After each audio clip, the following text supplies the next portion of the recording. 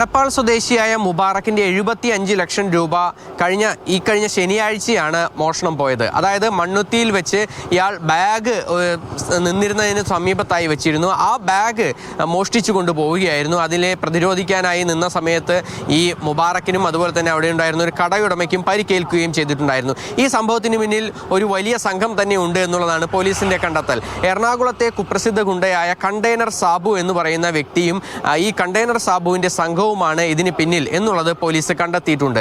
Container സാബുവിനെയും മറ്റ് 2 പേരെയും ഡൽഹിയിൽ നിന്ന് പോലീസ് തൃശൂർ സിറ്റി പോലീസ് കസ്റ്റഡിയിൽ എടുക്കുകയും ചെയ്തിട്ടുണ്ടായിരുന്നു.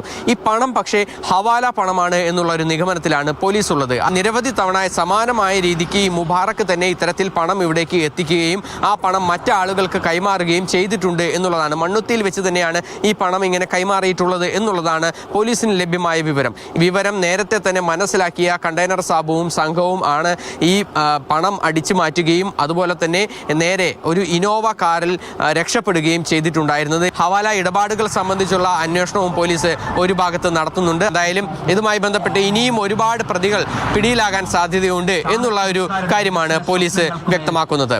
MS Lishoy, Mathrubhumi news, Thrissur.